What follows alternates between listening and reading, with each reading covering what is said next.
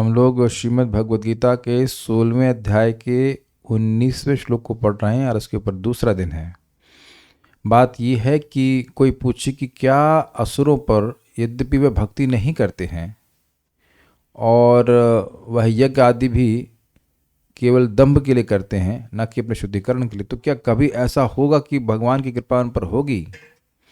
तो उत्तर में भगवान कहते हैं नहीं, नहीं होगी। तो उस पर आगे चर्चा करेंगे। हम लोग बात इस पे किए थे कि देखिए, भगवान बड़े नम्र हैं, वे अपने ओपिनियन को किसी पर थोपना नहीं चाहते। भगवान का मत तो यही है, और ये सर्वश्रेष्ठ मत भी है और ये सत्य भी है कि हम भगवान के अंश हैं और भगवान की शरण में जाकर के हम सुखी हो सकते हैं। लेकिन असुर ऐसा मानना नहीं चाहते। ये सुर उनको अच्छा नहीं लगता अगर कह लेते, इसलिए असुर, ये सुर नहीं गलाओ, ये राग नहीं चाहिए, ये राग मत आलापो। तो कृष्ण को वो द्वेष करते हैं। कृष्ण के हर गुण में वो दोष ही देखते हैं, सर्व दोष संपन्न कैसे कह लीजिए। उनके हिसाब से भगवान मतलब जो सारे दोषों से युक्त है। अरे है ही नहीं भाई, है ही नहीं। तो इस तरह की भावना करने वाले व्यक्ति भगवान के शरण में जब जाएंगे ही नहीं, क्योंकि शरण में व्यक्ति उस वस्तु को के जाता है जहां उसका ये भाव हो कि यहां से मेरे दुख की निवृत्ति होगी, सुख की प्राप्ति होगी। लेकिन जब वो है ही नहीं तो शरण में कैसे जाएंगे? तो अब ऐसे लोगों को भगवान जब ऐसी प्रेरणा भी भगवान ही देते हैं, तो कहेंगे भगवान क्यों देते हैं? क्योंकि ऐसे लोगों के कर्म ऐसे। ध्यान दीजिएगा कि हम लोग सुन चुके हैं कि ईश्वर प्रेरक हैं। तो प्रेरक कैसे हैं? जैसे मैंने कर्म किए हैं वैसे ही वह आगे मुझे प्रेरणा देते हैं। तो प्रश्न होगा कि अब पहली बार कर्म करने की प्रेरणा क्यों, कब दी? तो देखिए, वो इसका इस पे शास्त्र चुप है। अनादि काल से जीव यहाँ पे है, कब से आया है इस बारे में किसी को कुछ पता नहीं है। लेकिन इतना बात है कि भोग की इच्छा भगवान ने नहीं कराई है, जीव ने स्वयं की है। उस इच्छा के अनुसार फिर भगवान आगे आगे फिर उसको प्रेरणा देते रहते हैं। इस मामले में भगवान परमात्मा मोड में रहते हैं। जैसे बिल्कुल स्पष्ट समझ लीजिए कि जो जज है, जज को अब जो व्यक्ति कोई गलती करके आया है, मतलब कोई अपराध करके आया, उसमें कोई आसक्ति नहीं होती। वो जैसा जैसा वो पाप किया रहता है उसके अनुसार उसको दंड मिलता है। और जज यह भी नहीं बोलते हैं कि तुम सुधरो या कुछ करो, तुम जैसा पाप कियो वैसे उसके अनुसार तुम मतलब क्या कह सकते हैं, कैद भोगो या जो भी पनिशमेंट को तुम स्वीकार करो। तानहम दुष्टः क्रूरान् संसारेषु नराधमान्, तानहं द्विषतः क्रूरान् संसारेषु नराधमान्, क्षिपाम्यजस्रमशुभान् आसुरीष्वेव योनिषु। क्षिपाम्यजस्रमशुभान् आसुरेष्वेव योनिषु। बोलिए। तानहं द्विषतः क्रूरान् संसारेषु नराधमान्, तानहम दुष्टः क्रूरान् संसारेषु नराधमान्, क्षिपाम्यजस्रमशुभान् आसुरेष्वेव योनिषु। क्षिपाम्यजस्रमशुभान् आसुरीष्वेव योनिषु। तान, उन लोगों को जो मुझसे और मेरे भक्तों से द्वेष करते हैं। अहम, मैं जो कि नियामक हूँ, ईश्वर हूँ, सभी के कर्म फल का प्रदाता हूँ। इसलिए इन लोगों ने ऐसे कर्म किए हैं कि ये भक्तों से द्वेष किए हैं, मुझसे द्वेष किए। इसलिए दुष्टः, ऐसे द्वेषियों को, क्रूरान, जो क्रूर हैं, नराधमान, मनुष्यों में सबसे नीचे हैं, और अजस्रम और अशुभान, हमेशा अशुभ कार्यों में लगे हुए हैं, ऐसे लोगों को मैं संसारेषु, संसार में, आसुरी एवं योनिषु अजस्रम क्षिपामि, संसार में अर्थात जन्म मृत्यु के मार्ग में और वहां पे भी आसुरी योनि यानी कि बाघ आदि की योनि में फेंकता हूं, निरंतर फेंकता रहता हूं। क्यों? क्योंकि ये निरंतर अशुभ कार्य किए हैं। अजस्रम अशुभान भी व्याख्या करी गई थी कि ये कभी अच्छा कार्य किए ही नहीं। अगर एक तिल बराबर का भी अच्छा कार्य कर लिए होते तो मैं इनको बहुत बड़ा लाभ देने वाला होता। ये बात थोड़ा समझ लें, कान खोल करके सब भक्त लोग, कि एक बार नाम बोला है तो उसका बहुत बड़ा वेटेज है। हरे कृष्णा कृष्णा कृष्णा हरे हरे, हरे राम राम राम हरे हरे। हमको ये बहुत अच्छा लगता है कृष्ण कॉन्शियसनेस में, कि लोगों को सारी बात ना समझ में आती हो, इतना जरूर आता है कि कम से कम दिन में 2 4 5 माला तो करना ही है कि नहीं? ये तो सबको समझ में आ गया, सभी लोग जब करके तो आए। कोई ऐसा भी व्यक्ति है जो भी मुंह साफ भी ना किया, लार बहाता है, देखा लार बहाता आ गया, उठा हुआ भी आ, चलो गीता क्लास चलें, कह रही बहुत बड़ा संकल्प है। लेकिन आप देख रहे हैं कि आप लोग काफी लोग तो अपना कोटा पूरा कर ही चुके हैं। Who are the good boys here, जो अपना कोटा पूरा कर चुके हैं, please raise hands here. Okay, एक आपने किया कि नहीं किया 16 वाला? अरे ब्रह्मचारी होकर कैसे करते हैं?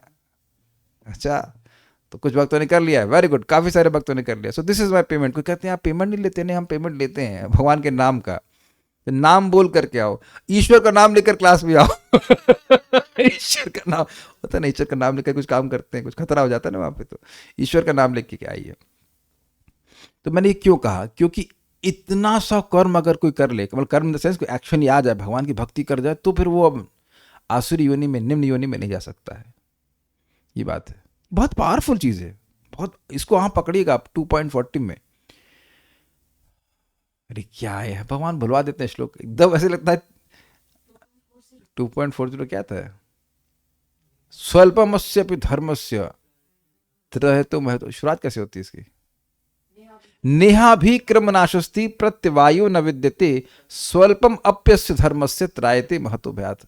इस धर्म के पथ पे, भक्ति के पथ पे थोड़ा सा भी व्यक्ति प्रगति किया, एक बार भी क्लास सुनने के लिए आया, एक क्षण के लिए भी क्लास सुनने के लिए आया है, नाम जप करने के लिए आया, भगवान का प्रसाद ग्रहण किया, किसी तरह से संपर्क हुआ है, तो इस संपर्क का नाश नहीं होगा।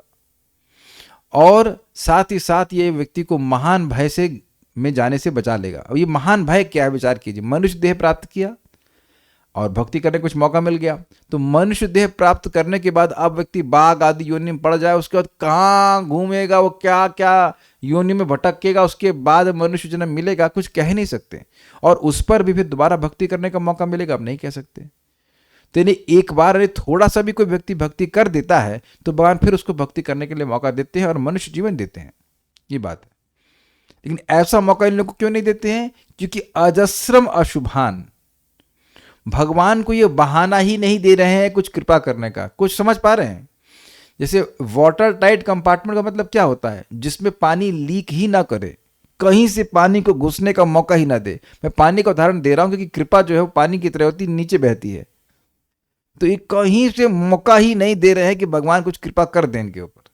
भगवान सोच रहे हैं। और आप देखिए ये बात समझिए, बृहत भागवतामृत में गोप कुमार जब वैकुंठ जाते हैं तो वहां भगवान विष्णु कहते हैं कि जन्म जन्मांतर मैं इस आशा से युक्त था कि तुम कुछ तो एक क्षण के लिए भी तो मेरे प्रति उन्मुख होते, मेरा नाम ही बोल दिए होते तो भी मैं तुमको वापस लेके आ जाता। लेकिन तुम ध्यान ही नहीं दिए मेरी तरफ, तुम मेरी तरफ ध्यान ही नहीं दिए। ये हम लोग को अस्वीकार्य लगता है, लेकिन आप बताइए अगर ऐसा नहीं होता तो क्या आप लोग यहां बैठ के गीता क्लास सुन रहे होते? समझे मैं यानी क्या कहा? अगर हमने भगवान पे ध्यान दिया होता तो अब तक भगवान के पास चले गए होते। इतना टाइम थोड़ा लगता भगवान के पास जाने में।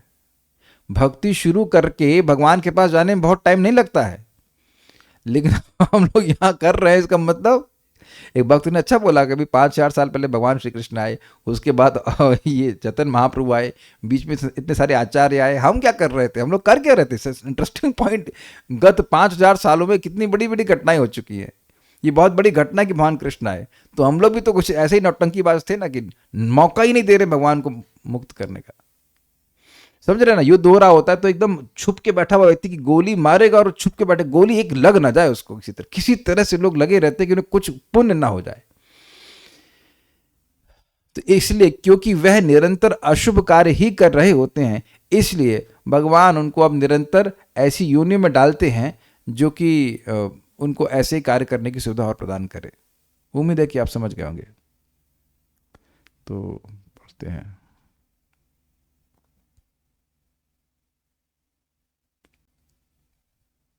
श्रीधरी पढ़ चुके थे हम लोग, गीता भूषण पढ़ चुके हैं, श्रीपाद मधुसूदन सरस्वती की टीका पढ़ते हैं।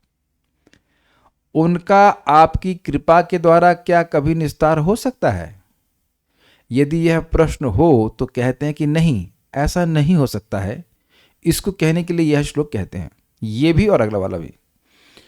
तान अर्थात जो सन्मार्ग के विरोधी हैं, अर्थात भक्ति के विरोधी। सन्मार्ग मतलब सत का मार्ग, यानी कि भक्तों का मार्ग। सत मतलब भक्त, भक्ति के विरोधी हैं।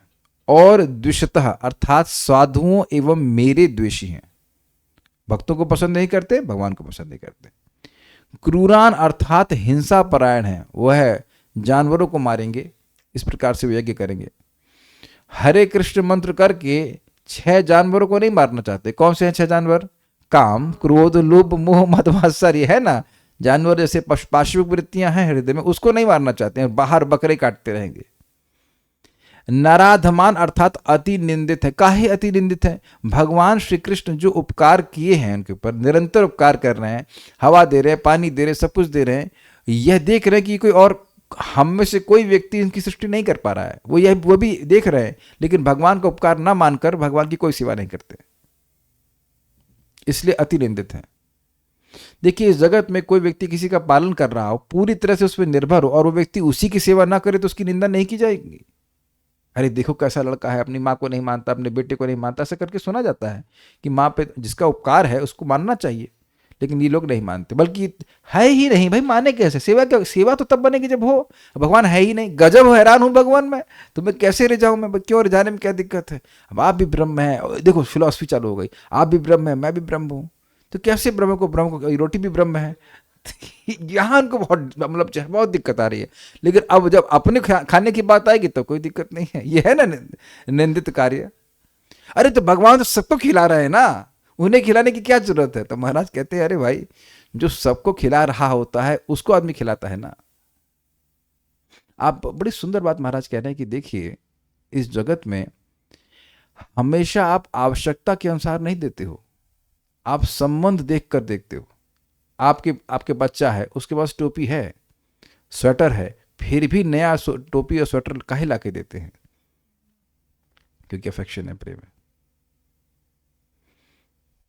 आपने चीज नोटिस करी कि आपका कोई प्रेमास्पद है, आपका प्रिय व्यक्ति है, उसके लिए फॉर एग्जाम्पल आप स्वेटर खरीदने जा रहे हैं, तो स्वेटर जब खरीद रहे होते तभी आप इमेजिन करने लगते हैं कि वह स्वेटर पहनकर कैसा लगेगा, और आप वहीं प्रसन्न होने लग जाते हो कि हाँ, हमारा जो भी हमारा बच्चा है या पत्नी है या ये कितना खुश लगेगा, खुश मतलब सुंदर लगेगा। क्या हम गलत बोल रहे हैं? तो ये प्रेम के कारण व्यक्ति कर रहा है ना। घरों में अपने बच्चों के लिए लोग भर के रख देते हैं सब स्वेटर और चप्पल और क्या क्या चीज़ें, जबकि आवश्यकता नहीं होती है।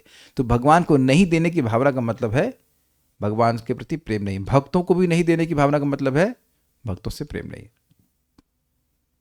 अजस्रम अर्थात निरंतर अशुभ कर्म करने वाले हैं। इसे कहते हैं निरंतर का मतलब समझ रहे हैं, तैल धारावत।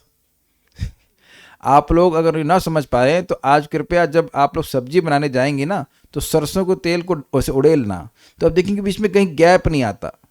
भक्ति प्रदम माता जी समझ पा रही हैं? तेल पड़ता है ना, तो तेल इसे मान लीजिए आप पूड़ी बनाएं, तो पूड़ी के लिए तेल डालती, तो तेल जो है एकदम उसमें निरंतर ये होता है, उसमें कोई कहीं गैप नहीं होता।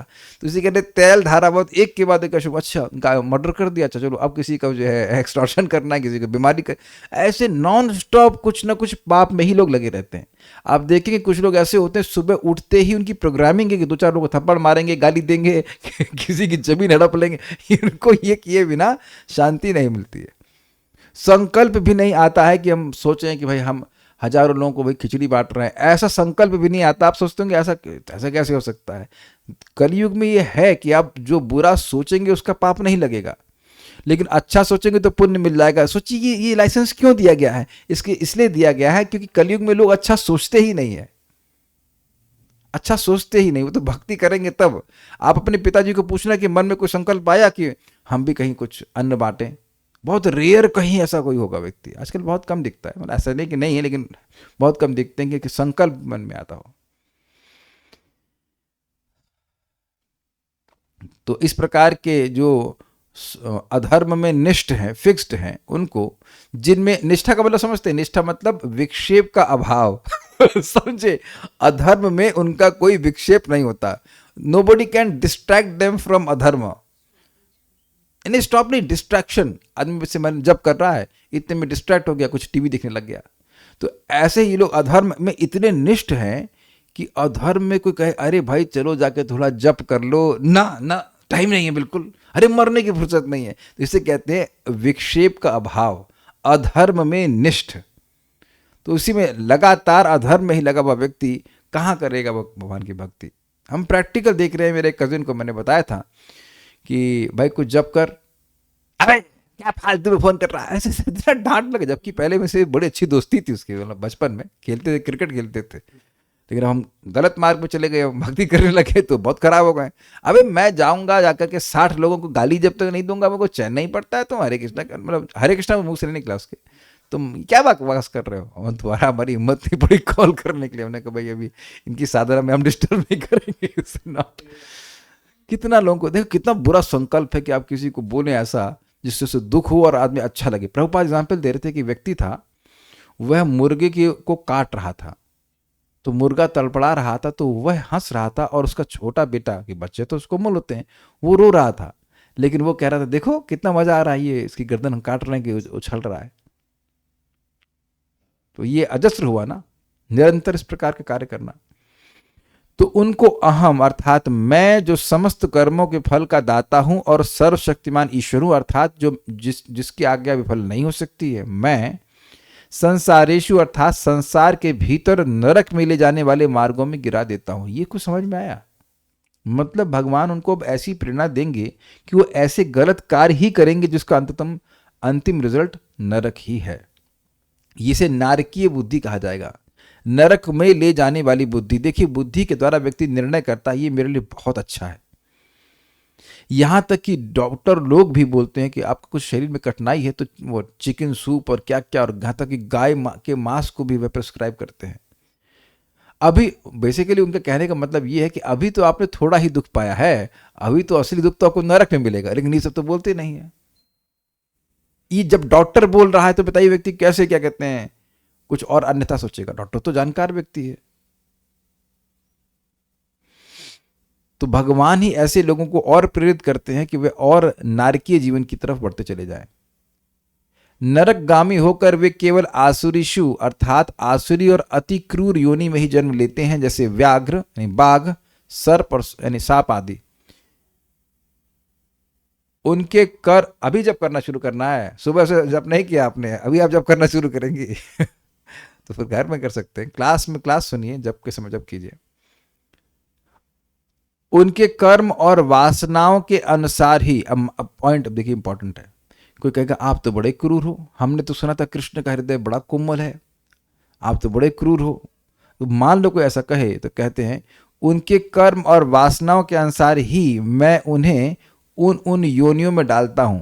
यह अर्थ अनुषंग में समझा जाता है। अनुषंग मतलब साथ में समझ लेना चाहिए, मतलब यह नहीं सोचना चाहिए कि भगवान उनसे द्वेष करके ऐसा कर रहे हैं। एक व्यक्ति कोई न्यूमरोलॉजिस्ट है प्रसिद्ध, तो ऐसे उनका इंटरव्यू मैंने देखा तो कह रहे हैं कि मैं तो भगवान से यही प्रार्थना करता हूं कि जन्म जन्मांतर मैं अगर दोबारा जन्म मुझको मिले तो मैं न्यूमरोलॉजिस्ट ही बनूं।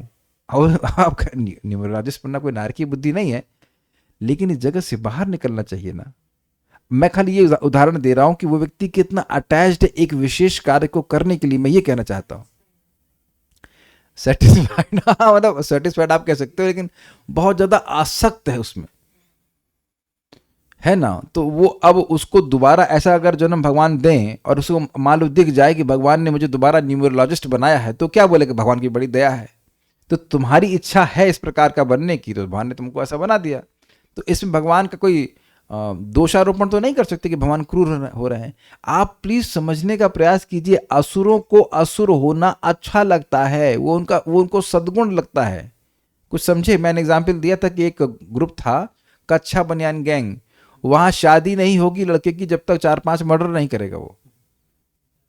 वो मान लो कोई लड़का कहे कि अब शादी कर दीजिए अपनी लड़की से, शक्ल देखिए 2 मर्डर करके आया, नहीं आगे शादी हाथ मांगने के लिए हमारी लड़की का, तो अब वो अच्छा मान रहा है ना। अब बताइए कि यहां पे कोई लड़की शादी करेगी किसी मर्डरर से? नहीं। लेकिन बुद्धि देखिए कितनी अद्भुत तरह से कार्य कर रही है कि जब तक 3-4 मर्डर नहीं करेगा तब तक उसकी शादी नहीं होगी। तो अब आप सोच रहे होंगे कि भाई ये तो, आप सोचेंगे ऐसी योनि में डाल देना तो बड़ा मतलब क्रूरता है भगवान की, लेकिन वो वही चाहते ही है, वो और अच्छा असुर बनना चाहते हैं। आप देखिए कि हिरण्यकशिपु को जो बोलते हैं असुरवर्य देहि नाम, आप असुरों में सर्वश्रेष्ठ हैं। आप बताइए यहाँ किसी भक्त को बोले हे असुरवर्य हे असुरों में श्रेष्ठ हैं, तो बहुत ही मतलब अपमानित हो जाएगा, अरे हम असुर दिख रहे हैं तुमको। लेकिन वहां वो उसी बात को बड़ा खुश होकर मान रहा है। उसको असुर कहा था तो उस पर वो उसको जान नहीं मार रहा है। आप समझने का प्रयास करें, हिरण्यकशिपु को असुर कहा तो इस वजह से प्रहलाद को नहीं मार रहे हैं, बल्कि वह प्रहलाद को इसलिए मार रहे हैं कि असुर क्यों नहीं बन रहा है, ये सद्गुण क्यों नहीं उत्पन्न कर रहा है। ये थोड़ा सा, ये हम लोग के लिए उसमें प्रवेश करना मुश्किल है, लेकिन क्योंकि उस तरह की तो एटलीस्ट उस तरह की आसुरिक मानसिकता नहीं है, लेकिन लोग आसुरिक वृत्तियों को ही अच्छा मानते। कल ही एक माता जी आई थी, अमेरिका में काम करती हैं, मैं नाम ले रहा हूँ, पूर्वी अग्रवाल माता जी, बहुत अच्छी डिवोटी हैं। तो उनके जो कुलीग हैं उनकी तरफ ऐसे देखते हैं, तुम शराब नहीं पीती लाइक दया से कि तुम जो है शराब नहीं पी रही हो तो तुम अपना जीवन में कितना दुख प्राप्त कर रही हो मतलब दया से, जैसे हम लोग मन में दया आती, भाई लोग जप नहीं कर रहे, गीता नहीं सुन रहे, प्रसाद नहीं खा रहे, कितने नारकीय जीवन बिता रहे हैं अपना। वो लिटरली उनके हृदय में कंपैशन है कंपैशन है कि अरे हे तू दारू नहीं पीती बताओ, ये कितना दुख भोग रहा है, कितना दुख भोग रही। तो ये सब स्थिति है। तो अब ये प्रेरणा कौन दे रहा है? भगवान ही ऐसे लोगों को प्रेरणा दे रहे हैं इस प्रकार से। क्या एक ही पति के संग पूरा जीवन बिता दोगी? ऐसा लोग बोलते हैं वहां पे ऐसे। क्या कब से हो कि इसके साथ में? मैं एकदम अतिशयोक्ति नहीं कह रहा हूं। एक व्यक्ति हैं, भक्त हैं, किसी विदेशी शादी कर लिए, तो कुछ झगड़ा नहीं हुआ उससे, कहती बस हम लोग 3 साल तक रहते साथ में, कुछ पति में दोष नहीं, कुछ नहीं, बस संतान भी हो गई, कुछ नहीं, लेकिन ऐसे छोड़ दिया क्योंकि छोड़ना जरूरी है ना। 3 साल से अधिक क्यों रहना है? कॉन्ट्रैक्ट कुछ नहीं था, रहना ही नहीं है। 3 साल के बाद तो पति मतलब मॉडल चेंज करो हाँ, मन भाग्य से फोन चेंज करो, सेवर पति भी चेंज कर देना चाहिए इसी पे एक भक्त विनोद कर रहे थे, जयद्वैत महाराज। देहिनो अस्मिन यथा देहे कौमारम यौवनम जरा तथा देहांतर प्राप्ति धीर तत्र न मुह्यति। मतलब एक देह यानी एक पति का देह, उससे दूसरे पति का देह, उससे तीसरे पति का देह, इस देह के परिवर्तन से धीर व्यक्ति प्रभावित नहीं होता ये लोग वो सब देख रहे हैं, सब ऐसा होते हैं और सबसे बड़ा फ्रस्ट्रेटेड भी है, लेकिन उसको बहुत अच्छा मानते हैं, एडवांस्ड मानते हैं।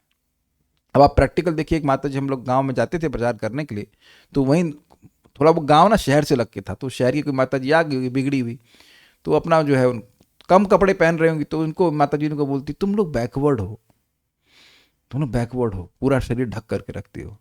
तो है बेचारी चुप हो गई। तो मैंने कहा उससे बोलो, अच्छा है ना कि अगर खाई है तो खाई में गिरने से, फॉरवर्ड होकर खाई में गिरने से तो अच्छा है कि व्यक्ति बैकवर्ड रह के बच जाए ना। क्या कहते हैं आप? ज्यादा फॉरवर्ड होकर नीचे ही गिरेगा ना व्यक्ति। ऐसे प्रभुपाद जी से पूछा गया, बहुत इंटरेस्टिंग, एक रिपोर्टर ने पूछा, वो मिनी क्या होते हैं, मिनी स्कर्ट पहनी हुई थी, तो उसने पूछा कि why you have bare head, मतलब सर को छिला के क्यों रखते हैं आप? बॉल्ड हेड नहीं, बेयर हेड बोले थे, शेवन हेड ऐसे करके, हाँ शेवन हेड। तो प्रभुपाद ने कहा it's better to have bare head than bare legs. नहीं, हाँ bare legs, because it's better to have cool head and warm feet. समझे आप इस बात को? ये सिद्धांत भी है आयुर्वेद का कि तलवे गरम, पेट नरम, सर को रखो ठंडा, रोग आए पास तुम्हारे उसको डंडा। तो तुम पाँव को तुम गर्म नहीं रखी हो, मतलब छोटा कपड़ा पहनी हुई हो, पाँव तुम्हारे ठंडे हैं और सर तुम्हारा गर्म है, दिमाग में भूसा भरा हुआ है। तो अब उससे तो अच्छा है कि पाँव गर्म रहे, पाँव ढका रहे और सर ठंडा रहे। प्रभुपाद ने उसकी बात को घुमा करके बोला, कहने का आशय यह है कि जो चीज़ गलत है उसी चीज़ को वह सत्य मान रहे हैं, अच्छा मान रहे हैं। तो अब जब ऐसा मान रहे हो तो तुम्हारी मान्यता के अनुसार भगवान दे रहे हैं, क्या कर सकते हैं इसमें? भगवान की क्रूरता तो नहीं कही जाएगी। ऐसे द्रोही व्यक्तियों के प्रति मेरे जैसे ईश्वर की कृपा नहीं होती, यही अर्थ है मेरे जैसे ईश्वर की। मतलब अभी बड़ा सूक्ष्म बात है, मेरे जैसे ईश्वर। एक मेरे जैसे ईश्वर का अर्थ हुआ कि सर्वसमर्थ, और दूसरा अर्थ है भगवान अगर असुरों पर सीधे कृपा करने लगे तो ये पक्षपात हो जाएगा। थोड़ा समझिए, पक्षपात मतलब हुआ कि जो व्यक्ति कुछ कार्य ना करे फिर भी उसका पक्ष लेना, गलत कार्य करने वाले का भी पक्ष लेना। अब जो व्यक्ति वैष्णव का द्रोह कर रहा है तो उस पर अगर भगवान कृपा करने चल दिए तब तो सारे केस बन ही जाएंगे कि भाई हर व्यक्ति वैष्णव का द्रोह करेगा और भगवान से माफी मांग लेगा, या माफी ना भी मांगेगा भगवान की कृपा हो जाएगी। तो भगवान तो वैष्णव की जगह अब असुर प्रेमी हो जाएंगे। कुछ समझ रहे हैं बात? समता का गुण तो नष्ट होगा ही, साथ साथ एक विपरीत बात आ जाएगी कि भगवान तो भक्त वत्सल है। भक्त वत्सल क्यों कहते हैं? एक गाय खून और मांस नहीं छूती है, लेकिन जब उसका बच्चा जन्म लेता है तो उसके चारों ओर खून होता है, उसको अपनी जीभ से ही चाट देती है, कि साफ करती है, क्योंकि वो वत्सल है, अपने बच्चे से प्रेम करती है। अब यहां असुरों पे इस प्रकार का प्रेम दिखाने लग जाएंगे भगवान, जो कि उनके ही भक्तों से द्रोह करे, तो फिर ये तो गलत हो जाएगा ना। ध्यान दीजिए कि भगवान का जो प्रेम अपने भक्तों के प्रति है वह उनका दिव्य गुण प्रस्तुत हो रहा है विशेष रूप से। तो ये इस प्रकार से भगवान नहीं करते हैं। कुछ भक्त पूछ रहे हैं,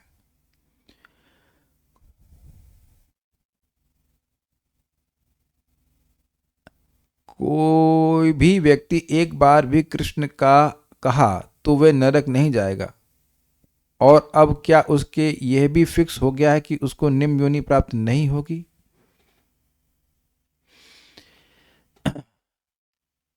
कोई व्यक्ति अगर 1 करोड़ अश्वमेध यज्ञ करे, है ना, काउंट करना गलत, कहीं मेरी काउंटिंग गलत हो जाए तो, या वह करोड़ों गायों को सूर्य ग्रहण के समय दान करे, ब्रह्मा जी के एक दिन तक वह गंगा जी के तट पर निवास करे, और मेरु पर्वत के समान स्वर्ण को हजारों हजारों यज्ञों में ब्राह्मणों को दान करे, और फिर भी वह निम्न योनि में जाएगा, तो सब श्लोक भूल करके प्रश्न किया जा रहा है। आप जानते हैं कि सारा पुण्य जोड़ लेंगे तो भी कृष्ण को एक नाम एक बार बोलने के बराबर नहीं है। अजामिल गया क्या? क्या अजामिल गया? आप कोई एग्जाम्पल बता सकते हो कि नाम बोलने वाला व्यक्ति निम्न योनि में चला गया हो? और कदाचित चला भी जाए, जैसे कि मान लीजिए भरत महाराज का केस ले ले, तो वो भगवान के संरक्षण में है। उसके बाद अच्छा बताइए, ऐसा होता है कि कोई व्यक्ति हिरण बने उसके बाद फिर साधु बन जाए? ऐसा तो होता नहीं है। वो तो भगवान के विशेष संरक्षण में है। मैं निवेदन करना चाहता हूं कि भक्त लोग कृपया नाम की महिमा को आंकने का प्रयास छोड़ दें, आंकने का प्रयास छोड़ दें। जो 5 करोड़ साल से कहीं किसी शहर में अंधकार है, तो क्या सूर्य के एक बार उदित होने से सारा प्रकाश हो जाएगा? आप तो ऐसे प्रश्न करते हो। एक नाम में जितना पाप काटने की क्षमता है उतना पापी पाप कर नहीं सकते हैं, बल्कि पूरा जगत उतना मिलकर पाप नहीं कर सकता है। इस सूर्य के उदाहरण से आपको समझ में आ रहा है कि नहीं? आप लोग दम हो, इस सूर्य में बैठ के ही प्रश्न किया जा रहा है, तो जरा अंधकार उपस्थित करो कि सूर्य को कवर कर दे। ये विचार किया करिए इस बात पे। Holy names unlimitedly powerful. What do you mean by unlimited? जैसे ही आपने प्रश्न किया कि क्या एक बार नाम बोलने वाला दोबारा पशु योनि में जाएगा, इसका मतलब है कि आप नाम में लिमिट लगा रही है। अपराध बन रहा है, ध्यान दीजिएगा आप, ये अपराध बन रहा है। एक अब बात आ गई तो मैं बोल ही दे रहा हूं। आप लोगों को मैंने कथा सुना चुका हूं कि एक व्यक्ति था, एक साधु थे, उनका बेटा था। तो साधु बाहर गए हुए थे, तो एक व्यक्ति आया, उसने कहा कि मुझसे बहुत बड़ा पाप हो गया है, मुझे क्या करना चाहिए? तो बेटे ने कहा कि 3 बार राम बोल दो। तो फिर बड़ा प्रसन्न होकर के राम राम राम बोला, चला गया। तो अब साधु वापस आए तो बताने लगा कि एक व्यक्ति आया था, उससे बड़ा पाप हो गया था, और अब मैंने बता दिया कि तुम 3 बार राम बोल दो तो उसका सारा सारा पाप नष्ट हो जाएगा। तो वह अपने ही बेटे को घर से हमेशा के लिए निकाल दिए कि तेरा विश्वास नहीं है नाम के ऊपर, 3 बार बोलने की जरूरत है। कई बार लोग बोलते हैं अजामिल ने बोला नारायण आया नारायण आया, नहीं, 3 बार नहीं बोला, केवल बोला नारायण आया, एक ही बार बोला। तो आप जिसने प्रश्न किया वो अंग्रेजी जानती हैं, तो आप कृपया 6.2.9-1 की टीका पढ़ लीजिएगा, फोटो सब फाइल वाइल दे रखा है आपको। कहीं प्रमाण है कि नाम बोलने वाला गया हो? भरत महाराज का केस आप नहीं ले सकते हैं, भरत महाराज का केस नहीं ले सकते, वो तो उनकी भक्ति को बढ़ाने के लिए भगवान ऐसा किए। यही तो भगवान बोले स्वल्पमस्य अधर्मस्य, मतलब एक बार, धर्मराज बोलने के लिए एक बार बेसे किया। आगे पढ़ते हैं, अभी पढ़ लेंगे। ऐसे द्रोही व्यक्तियों के प्रति मेरे जैसे ईश्वर की कृपा नहीं होती है, यही अर्थ है। मेरे जैसे ईश्वर जो कि अपने भक्तों से प्रेम करता है वह ऐसे लोगों पे कृपा नहीं करता, लेकिन भक्तों की कृपा नहीं होती ये अर्थ नहीं है। भक्त तो लगे ही रहते, भक्त जानते हैं कि ये असुर अगर भक्त बन गया तो अपने भगवान का और नाम बढ़ाएंगे। जैसे कि जगाई मदाई का उद्धार इसी नियत से किया गया था नित्यानंद प्रभु और हरिदास ठाकुर जी के द्वारा, बेसिकली नित्यानंद प्रभु के द्वारा स्पेशली। और श्रुति में कहा गया है अथ कपूय चरणाह अभ्यासो ह यत्ते कपूयाम योनिमापाद्येरन स्वयोनिम वा शुकर्न योनिम वा चंडाल योनिम वा। अर्थात कपूय चरणा जो कुत्सित कर्म करने वाले होते हैं। कपूय चरणा का मतलब है जो बहुत खराब कर्म करते हैं, शीघ्र ही कपूय यानी कुत्सित योनि को प्राप्त करते हैं, जैसे कुत्ते की योनि, सुअर की योनि या चांडाल की योनि। इस श्रुति का अर्थ यह है कि कुत्सित कर्म करने वाले अपने कर्मों के कारण, भगवान की वजह से नहीं, अपने कर्मों के कारण शीघ्र ही कुत्सित योनियों में जन्म लेते हैं। कुत्सित मतलब खराब। इसलिए यह सब उनके पूर्व पूर्व कर्मों के अनुसार होता है। इसी कारण ईश्वर पर ना तो पक्षपात यानी वैषम्य का दोष लगता है और न ही निष्ठुरता यानी नैगृण्य का। जैसे अब सूर्य उदित होता है तो बहुत से कीड़े मर जाते हैं कि नहीं, तब इसमें सूर्य का दोष है। कमल खिल जाता है, सूर्य का दोष है। तो आप देखिए उस जो पात्र है, जो रिसीव करने वाला, उसमें वैषम्य है, उसमें मतलब हाँ उसमें गुणों का फर्क है। तो इस तारतम्यता नहीं, उसमें गुणों का फर्क है। कीड़ा मर रहा है और कमल खिल रहा है, कमल को बेसिकली जीवन प्रदान हो रहा है और कीड़ा मर रहा है, इसमें सूर्य का दोष नहीं है। सूर्य तो सम है, सूर्य तो सबको प्रकाश बराबर से दे रहा है। विषमता सूर्य की तरफ से तब मानी जाए जब वह किसी को प्रकाश कम दे। वैसे इस समय कुछ लोग सूर्य के प्रकाश में बैठे हैं, मैं रूम के अंदर बैठा हूं ऑब्वियसली विद रीजंस, मतलब मैं क्लास देनी है, लेकिन अब कोई सूर्य के प्रकाश में जा ही नहीं, तब ये तो आप नहीं कह सकते कि सूर्य आपको क्या कहते हैं विटामिन डी नहीं बनवा रहा है। जितने लोग भी सूर्य में जा रहे हैं उनके शरीर में विटामिन डी बन रहा है, सिंपल। इसी कारण ईश्वर पर ना तो पक्षपात यानी वैषम्य का दोष लगता है और न ही निष्ठुरता यानी नैगृण्य का। ये समझे आप? वैषम्य मतलब पक्षपात, इसको असुर बना रहे हैं, इसको देवता बना रहे हैं और असुर बनाकर निम्न योनि में डाल रहे, भगवान को दर्द नहीं लगता है। तो ऐसे नैगृण्य अर्थात निष्ठुरता का आरोप भी आप भगवान पे नहीं कर सकते हो। वो व्यक्ति अपने अपने कर्म के अनुसार कार्य कर रहे हैं। तो आप समझ रहे हैं कि ये डिस्कशन आ क्यों रहा है? क्योंकि इस श्लोक से ये बोध हो रहा है कि भगवान बड़े क्रूर हैं। नहीं, वो जो और अधिक क्रूर बनना चाहते हैं उनको वो और क्रूर बनने की सुविधा दे रहे हैं। आपको विचार को पता होना चाहिए कि ये जो कुछ धर्म ऐसे हैं जब बच्चे तो क्रूर नहीं होते हैं, बच्चों को शुरुआत में पिक्चरें दिखाई जाती हैं, मतलब किसी की जान काट मारी जा रही है, उसके सामने मुर्गा कटवाते हैं, तो इससे उसके अंदर क्रूरता बढ़ती है, तो उसको वो लोग अच्छा मानते हैं। ये समझ पाए ना सभी लोग? जितना यार तुम यार मुर्गा नहीं काट पाते हो तुम्हें मुर्गा नहीं, डरपोक कहीं के, अरे आदमी का तुम जो गर्दन नहीं काट पाएगा। तो इस प्रकार से अक्रूरता, ये विनम्रता, ये उनके यहाँ कायरता मानी जाती है। तो अब ऐसी तुम इच्छा रखे हो तो भगवान फिर इच्छा को पूर्ण कर रहे हैं, इसमें भगवान की क्रूरता नहीं कही जाएगी। ये है। तथा ही ब्रह्मसूत्र में यह परामर्श प्रस्तुत है, ब्रह्मसूत्र मतलब वेदांत सूत्र में, वैषम्य नैगृण्य न सापेक्षत्वात् तथा ही दर्शयति, अर्थात ईश्वर में न तो पक्षपात यानी वैषम्य है और न ही निष्ठुरता यानी नैगृण्य। अर्थात इस बात को हमको पकड़ना ही पड़ेगा कि ईश्वर में इस प्रकार का पक्षपात नहीं। बहुत बड़ी बात है। इस बात को 7वें स्कंद में उठाया गया है, इस बात से कि कभी कभी लगता है कि भगवान असुरों के यानी राक्षसों के विपरीत चल रहे हैं, उनसे घृणा कर रहे हैं, उनसे युद्ध कर रहे हैं और देवताओं का पक्ष ले रहे हैं। तो ये तो बहुत बड़ा दोष भगवान में आ जाएगा। भगवान के तो संतान सभी हैं, तो भगवान ऐसा क्यों कर रहे हैं? तो वहां पे उत्तर दिया गया कि देखिए गुणों के अनुसार ऐसा होता है। जब सत्वगुण का समय होता है तो पालन करना होता है, तो भगवान देवताओं का साथ देते हैं, और जब नष्ट करने का समय आएगा तो असुर अपने आप शक्तिशाली हो जाते हैं, वो नष्ट करते हैं। यह इसलिए कि ईश्वर कर्मानुसार ही फल प्रदान करते हैं, जैसा शास्त्रों में दिखाया गया है। इस प्रकार भगवान पाप कर्म ही कराते हैं क्योंकि उनमें पाप कर्मों का बीज सत्वशील होता है। सत्वशील मतलब एक्टिव। भाई जैसे आपने सुना होगा कि बोए बीज बबूल के तो आम कहाँ से हो, है ना? तो वो बीज कौन बोया? मैं ही बोया ना, ये बात। अब आज जो भगवत गीता सुन रहे हैं, भागवतम सुन रहे हैं, जप कर रहे हैं, प्रसाद ग्रहण कर रहे हैं, तो ये सब बीज पड़ रहा है भक्ति का। आगे जाकर ये और भक्ति के रूप में प्रस्फुटित होगा। अब जो कोई करेगा नहीं तो क्या कह सकता है? Every deed has a seed.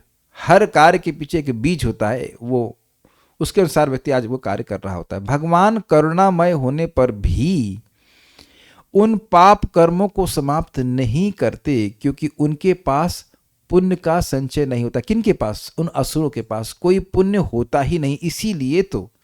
इसीलिए तो भागवत सुनने की इच्छा ही नहीं होती। यस एग्जैक्टली, ये बिल्कुल समझने का प्रयास कीजिए। कोई कहे कि भाई हमको फैटी लीवर हो गया है, अच्छा, लेकिन हम जीवन में कभी ऑयल खाए ही नहीं है, घी खाए ही नहीं है। क्यों राजकुमार, आप डॉक्टर है क्या? तो विश्वास करेंगे इस बात पे? किसी को फैटी लीवर हो गया है, लेकिन देखिए आप, हमको कभी देखे नहीं आप घी खाते हुए, मतलब तुम बिना देखे खाते होगे, लेकिन ऐसा हो सकता है कि कभी कोई फैट खाए ही नहीं और उसको फैटी लीवर हो जाए? ऐसा हो सकता है? नहीं हो सकता है। तो उसी प्रकार से आजकल, आज की दुनिया में आप देख रहे हैं कि कोई व्यक्ति पाप कर्म करने में बड़ा उत्साहित है, तो पहले भी ऐसे रहा होगा।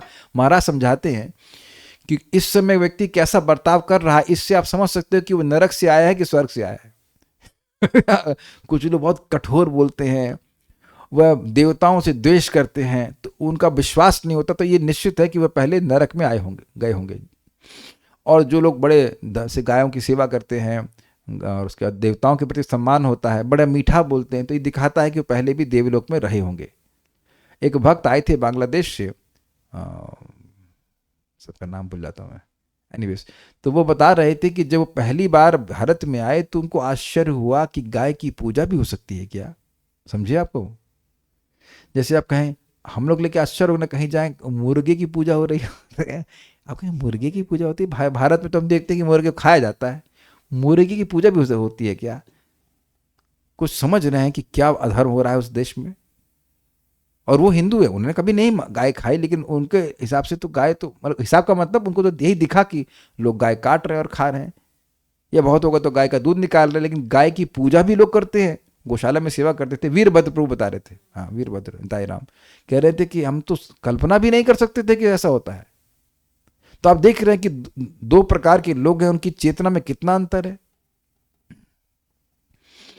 ये बात है। तो इन लोगों के पास पुण्य का संचय ही नहीं होता, इसलिए भक्तों का क्या वाता भाव है, भाई ये लोग अपने से तो कोई पुण्य करने वाले नहीं, तो किसी तरह से इनको पुण्य दे दो। भक्तों में फिर रिपीट कर रहा हूं, अगर आपके परिवार वाले इस दोष से पीड़ित हैं, मतलब असुर दोष से, तो वह भक्ति तो भले ना करें, लेकिन खाने पीने के शौकीन तो असुर भी होते हैं, असुर भी हमेशा मांस नहीं खाते हैं, तो वह कुछ उनको प्रसाद बना के खिला दीजिए। B compassionate upon them. आज वह बहुत बड़ा पुण्य इस प्रसाद के द्वारा ग्रहण कर रहे हैं, इस जीवन में नहीं तो अगले जीवन में भगवान जरूर उनको भक्ति में लेके आएंगे। ये कुछ समझ रहे हैं?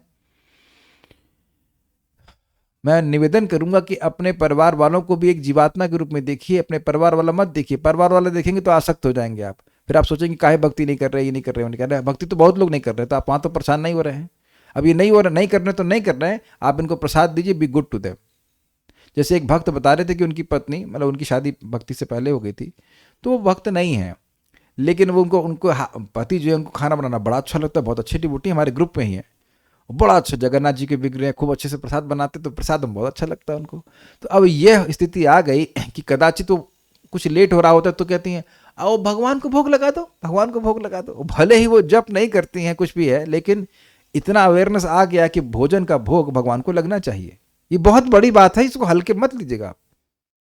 तो प्लीज एक बात समझने का प्रयास कीजिए कि ये लोग असमर्थ हैं, कुछ पुण्य इकट्ठा करने में असमर्थ है। मान लीजिए कोई कटा फटा पड़ा हुआ है, बिल्कुल लूला लंगड़ा पड़ा हुआ है, टांग वांग टूटी, उससे आप कहेंगे ए चलो दौड़ो, तो ऐसा नहीं होता है, उसको ठीक करना पड़ता है। तो ऐसे ही आप लोगों को पुण्य देने के चक्कर में भी पड़िए। पुण्य मतलब भक्ति की स्वीकृति, किसी तरह भगवान के बारे में सुन लें या भगवान का प्रसाद ग्रहण कर लें। सभी लोग भक्ति तुरंत नहीं करने वाले हैं, सभी लोग भक्ति तुरंत नहीं करेंगे, लेकिन भक्ति का संपर्क प्राप्त होगा तो एक ना एक दिन जरूर भक्ति करेंगे। Is it clear?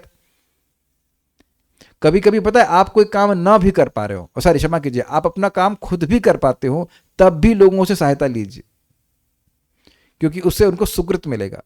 People like to do. आप विचार कीजिएगा कि असुर और आसुर प्रवृत्ति वाले लोग भी, उन लोगों की हेल्प करना, हेल्प इन द सेंस लोगों को कुछ लगे हम भी कुछ है ऐसे करके, हमको मतलब इन्हें मतलब कुछ होता है भाव कि हम कुछ कर सकें, मतलब लोगों का थोड़ा सा, तो वह भी लाभकारी होता है। अब कहेंगे कुछ प्रमाण देंगे, जी हाँ प्रमाण दूंगा मैं। हिरण्यकशिपु को अपने लैप क्या बोले गोद पे भगवान क्यों बिठाए? क्योंकि उसने प्रहलाद के प्रति बहुत प्रेम प्रस्तुत किया था। प्रहलाद का बाप तो था ही वो, लेकिन प्रहलाद के प्रति प्रेम भी प्रस्तुत किया था। तो जो भी मान लीजिए आपके माता पिता हैं, उनसे आप एटलीस्ट अच्छा संबंध बना के रखिए, मटेरियली स्पीकिंग, ताकि एटलीस्ट आपके प्रति उनका उतना नेगेटिव भावना नहीं रहे। उतना नहीं बोल रहा हूँ क्योंकि भक्ति कर रहे हो, गलत काम कर रहे हो, तो फिर अब नेगेटिव तो क्यों नहीं सोचेंगे, है कि नहीं? लेकिन अब जो भी है, क्या कर सकते हैं, वो गलत रास्ते पे हैं आप लोग लेकिन अज्ञान में जा रहे हैं, तो अब माता पिता दुखी तो होंगे ही, लेकिन फिर भी आप थोड़ा सा उनको बी काइंड टू देम। ये मेरे संग बहुत अच्छा एक्सपेरिमेंट रहा था। मैंने पहले बहुत पुश करने का प्रयास किया तो बैकफायर हो रहा था, फिर मैं थोड़ा दूर हो गया एंड लेट देम अपने से करते रहे, तो धीरे धीरे करके वो माता जी तो हर दिशा ही ले ली और पिताजी भी हरे कृष्ण मंत्र करने लगे थे। Be kind to them. उन्होंने गीता भी स्पॉन्सर करी थी। As a matter of fact, आप जितने लोगों से मिलते हैं वो एकदम घोर असुर नहीं होते हैं। आसुरिक वृत्ति हो सकती है, लेकिन घोर असुर नहीं होते। तो कुछ सोचिए कि हम भगवान नहीं है, ना हमें भगवान बनना है। हमें भगवान की कृपा को उन तक पहुंचाने का दिमाग तिकड़म लगानी चाहिए। ओके,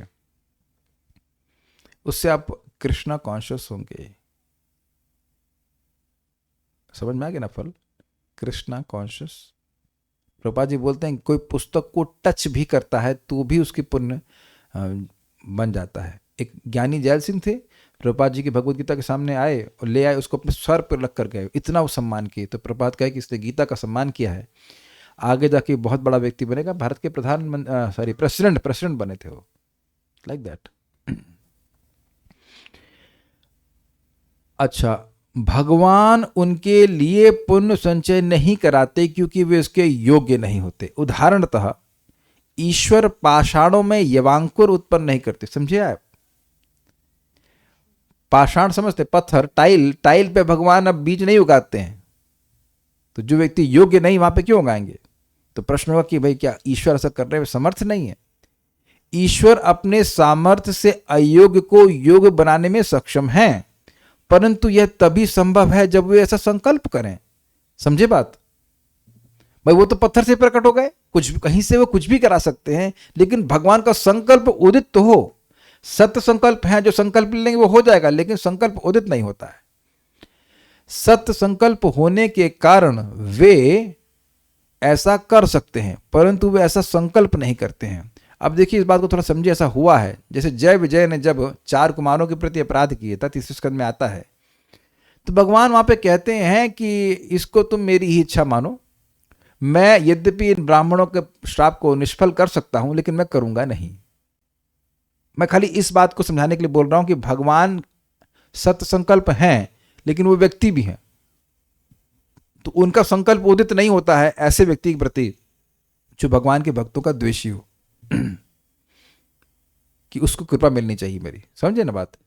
इसको आप सीन चेंज कीजिए और मजा आ जाएगा सुन करके। जो भक्तों का प्रेमी है, जो भक्तों की सेवा करता है, मतलब उनको सुखी करने की भावना में से युक्त रहता है, उसके प्रति क्या संकल्प आएगा भगवान का? कि इसको, उस पर मुझे अपनी कृपा करनी है। फिर से समझिए इस बात को, बहुत सूक्ष्म बात है। जो भक्तों का द्वेषी है उसके प्रति भगवान का संकल्प उठता ही नहीं है कि मुझे इस पे कृपा करनी चाहिए। ये क्लियर हुआ? बिल्कुल नहीं उठता। उसी प्रकार से जो वैष्णवों की सेवा करता है उसके प्रति भगवान का संकल्प उठता ही नहीं है कि मुझे इस पर कृपा नहीं करनी चाहिए। अगर मैं इसे समझाऊं तो मतलब निरंतर संकल्प बना रहता है कि ये मेरे कृपा का पात्र है क्योंकि मेरे भक्तों की सेवा कर रहा है, मेरे भक्तों को प्रसन्न करना चाहता है। वस्तुतः ऐसी भावना तो भगवान की कृपा का ही लक्षण है। अगर भक्तों की महिमा समझ आए कि व्यक्ति कितना महत्वपूर्ण है, उसको मैं प्रसन्न करूंगा, तो ये तो बहुत बड़ी बात हो जाएगी ना। आप समझ पा रहे हैं? लोग कभी कभी सोचते हैं हम भगवान को प्रसन्न करेंगे, लेकिन वो ये नहीं समझ पाते कि हम भक्तों को प्रसन्न करके ही भगवान को प्रसन्न कर सकते हैं। ये भी बात हमको समझ में तभी आई है कि हम भक्तों को संगति किए, तब मालूम चला कि हमें कृष्ण को प्रसन्न करना चाहिए। I hope things are clear. ये बहुत बड़ा बात है, बहुत बड़ी बात है। श्यान महत सेवया विप्रा पुण्य तीर्थ निसेवनाथ। भगवान की कथा में रुचि भक्तों की सेवा करके आती है, अर्थात भक्तों को सुखी करके व्यक्ति को भगवान के नाम में रुचि और कथा में रुचि आती है। भागवत में शुरुआत में बता दिया है, सीधी सी बात है। और ये ध्यान दीजिए कि जब हम भक्त बोल रहे हैं तो दोनों प्रकार, हर प्रकार का भक्त। फिर वापस आ जाइए मध्यम अधिकार। श्रेष्ठ व्यक्ति से क्या मिलता है? जब मिलता है भक्त तो क्या होता है? प्रसन्न होता है। साथ में जो उसके मित्र हैं, भक्त हैं, तो उनसे मैत्री करता है, प्रसन्नता हुई, दोनों जगह प्रसन्नता हुई। अब जो हमसे जूनियर हैं उनके प्रति क्या करते हैं? कृपा करता है, वो प्रसन्न हुआ, हाँ हमारे बहुत सहायता करते हैं। और जो अभक्त है उनको उनसे द्वेष नहीं करता तो वह भी सुखी रहते हैं। आप देख रहे हैं कि आप अगर मध्यम अधिकार का अभ्यास करें, हम लोग करें, तो हमसे हर व्यक्ति सुखी रहेगा। Very very amazing. Very amazing. बहुत सारी बातें इस पे कहने के लिए मैं आगे बढ़ रहा हूं। ये भगवान की कृपा प्राप्त करने का स्पष्ट तरीका हमें समझ में आ रहा है। क्योंकि वे आज्ञा का, अब प्रश्न हो कि ऐसा संकल्प भगवान के मन में क्यों नहीं उठता है कि इस पे कृपा करनी चाहिए, तो कहते हैं क्योंकि वे आज्ञा का उल्लंघन करने वालों, भक्तों के शत्रुओं और दुष्ट आत्माओं पर प्रसन्न नहीं होते हैं। अरे तुम बात मान ही नहीं रहे हो तो फिर क्या तुम कृपा प्राप्त करोगे? इसी कारण श्रुति में कहा गया है, एषा ही एव साधु कर्म कारयति तम यमुन्निनिशते, एषा उ एव साधु असाधु कर्म कारयति तम यवधो निनीशते। यह ईश्वर उसी से सत्कर्म कराते हैं जिससे ऊपर यानी उन्नति की ओर ले जाना चाहते हैं, और यही ईश्वर उसी से असत कर्म कराते हैं जिससे नीचे यानी अधोगति में गिराना चाहते हैं। पॉइंट क्या है कि जो व्यक्ति बुरे कर्म करा हुआ होगा तो भगवान उसको प्रेरणा देते हैं तुम और बुरे कर्म करो। तो अब पॉइंट है कि वह उसके संस्कार के अकॉर्डिंग है, तो एक बात आ जा रही, तो लूप बन गया। उसके संस्कार बुरे हैं, भगवान उसको प्रेरणा देंगे कि वह बुरे कार्य करे, और उसके बाद फिर वही बुरे कार्य करेगा। यही प्रश्न राधानाथ महाराज से पूछा गया था। महाराज से पूछा गया कि महाराज ऐसे तो व्यक्ति बाहर ही नहीं निकल पाएगा। तो उन्होंने कहा कि यस, जब तक भक्तों की कृपा का हस्तक्षेप उस जीव के जीवन में नहीं होगा, वह इस चक्र से बाहर नहीं निकल सकेगा, क्योंकि भगवान बुद्धि नहीं देते, भगवान चुप बैठे रहते। इसीलिए भक्त लोग फॉरवर्ड जाके प्रीचिंग करते हैं। फॉरवर्ड का मतलब रीचिंग आउट। कभी कभी नहीं, प्रभुपाद कहते हैं हमारा काम ही है असुरों को डिस्टर्ब करना। समझे? हरे कृष्णा हरे कृष्णा, यार तुम लोग हरे कृष्णा क्यों बोलते हैं? ऐसे तो वो डिस्टर्ब होकर के भी हरे कृष्णा बोले। आप देखो पब्लिक में लोग करते हैं ना, भक्त लोग कीर्तन करते हैं, संकीर्तन करते हैं, ये सब है। एक भक्त बता रहे थे, ऑल्दो हम उनको असुर नहीं कह रहे हैं, लेकिन बात बता रहे थे कि ये प्रवचन गीते के हम लोग यूट्यूब में डाल ही रहे थे, तो उनके फीड में बार बार आ रहा था और उसको हटाते, इसको ये कहाँ से आ गया, हट ये नहीं सुनना हमको, ये नहीं सुनना। ऑल्दो वो व्यक्ति पहले से ही भक्ति में आ गए थे, लेकिन प्राय शुरुआत में लोग चिढ़ेंगे भक्तों के आचरण से, क्या यार तुम प्रसाद के बांट रहे हो? या प्रसाद के लिए तो खैर कोई कुछ नहीं कहता, लेकिन कीर्तन के लिए बड़ा ऑब्जेक्शन करते हैं, बहुत ऑब्जेक्शन। यहाँ नहीं कर सकते, यहाँ नहीं कर सकते, एज इफ कि ये इतना पवित्र स्थान है कि हम हरे कृष्णा करेंगे तो वो खराब हो जाएगा। है कि नहीं? महाराज बता रहे थे कि कुछ लोग गए, कोई बहाई मंदिर होता है, बहाई मंदिर होते हैं, हाँ नहीं आओ, तो वहां सब लोग शांत रहते हैं, ऐसे चुप रहते हैं क्या? हाँ चुपचाप बैठे रहते। तो वहां गए तो भक्त लोग हरे कृष्ण जप रहे थे, धीरे धीरे जप रहे थे, तो बोले नहीं चुप चुप एकदम शांत रहना है, सब कुछ शांत रहना है। तो उनके गुरु जी बोले, जो आया था बंद कराने के लिए, बोले इनका करने दो हरे कृष्णा, ये लोग करते हैं, ये लोग बोलते ही रहते हैं हरे कृष्णा हरे कृष्णा। तो आप देखिए लोगों को हरे कृष्णा से भी डिस्टर्बेंस होता है। मुझे याद है कि मेरा एक क्लासरूम क्या बोलते हैं रूममेट था आईआईटी में, तो उसको बड़ी दिक्कत थी, कहता यार तू मन में क्यों नहीं बोलता है? वो हम सुबह उठ जाते थे 5 बजे हरे कृष्णा हरे कृष्णा, तो उसको सहा नहीं किया, एक सेमेस्टर सहन कर पाया, उसका क्या मैं दूसरे रूम में जा रहा हूँ, मेरे से सहन नहीं हो रहा Hare Krishna like that, they don't like. अर्थ जिनमें आज्ञा पालन, अब ध्यान सुनिए, जिनमें आज्ञा पालन आदि के कारण ईश्वर की प्रसन्नता रूपी कारण विद्यमान है, वे उन्हें सत्कर्म कराते हैं। देखिए सत्कर्म हुआ एक कार्य अर्थात इफेक्ट, तो क्या कार्य कारण के बिना हो सकता है? जैसे कि चावल के बिना इडली बना लेंगे आप? इडली है क्या, इसमें चावल नहीं है, तो कारण होगा तो कार्य होगा। तो आप कार्य क्या देख रहे हैं कि व्यक्ति आज सत्कर्म कर रहा है, तो उसके पीछे कारण क्या है? कारण है ईश्वर की प्रसन्नता। तो अब ईश्वर की प्रसन्नता का कारण क्या है? आज्ञा पालन। ये सीक्वेंस है। तो कोई कभी किसी जीवन में कुछ आज्ञा पालन किया होगा तो ईश्वर की कृपा, भगवान उससे प्रसन्न होते हैं और फिर भगवान उसको सत्कर्म में लगाते हैं। ये समझ में आया? इसीलिए वेद धोखा देकर के भी, जीव को धोखा देकर के भी अपनी तरफ लुभाते हैं कि देखो तुम, जीव बिल्कुल भोग करना चाहता है, कोई नियम नहीं पालन करना चाहता, तो वेद कहते हैं अरे तुमको भोग चाहिए तो तुम ये नियम पालन करो, तुमको बहुत अच्छा भोग मिलेगा। तो कम से कम वो वेद की बात को मानने लग गया है, तो कुछ प्रसन्नता भगवान की है वहां पे कि कम से कम वेद की बात मान रहा है, एकदम उन्मत्त आचरण नहीं कर रहा है। फिर धीरे धीरे करके वो ज्ञान कांड, फिर उसके बाद आगे भगवान की भक्ति करने के लिए आएगा। उम्मीद है कि इस बात को आप समझ रहे हैं। और जिनमें विपरीत स्वभाव है वे उन्हें असत कर्म कराते हैं। अतः मतलब जो कभी आज्ञा पालन किए ही नहीं, वो भगवान को प्रसन्न किए ही नहीं, इसलिए भगवान उनको आगे पाप कर्म में ही लगाए रहते हैं, क्योंकि वही वो करना चाहते हैं। अतः जहां कारण है वहां कार्य होता है, और जहां कारण नहीं है वहां कार्य का अभाव होता है। इसलिए समझे, इसलिए इसमें किसी प्रकार का पक्षपात या वैषम्य नहीं। मतलब जिन्होंने कभी आज्ञा पालन करी ही नहीं तो भगवान को प्रसन्न किए ही नहीं, और जब भगवान को प्रसन्न किए ही नहीं तो भगवान उनको प्रेरित ही नहीं करेंगे कुछ सत्कर्म करने के लिए। जैसे सिंपल सी बात है, भगवान की आज्ञा है कि प्रसाद ग्रहण करना चाहिए, अग्रीड। प्रसादे ना ना नहीं, यज्ञ शिष्टासिनो संतो मुच्यंति सर्वखिल विषय। तो भगवान का उच्चिष्ट, भगवान का प्रसाद ग्रहण करने से सारे पाप से मुक्त हो जाता है व्यक्ति। तो अब ये भगवान की आज्ञा है कि नहीं?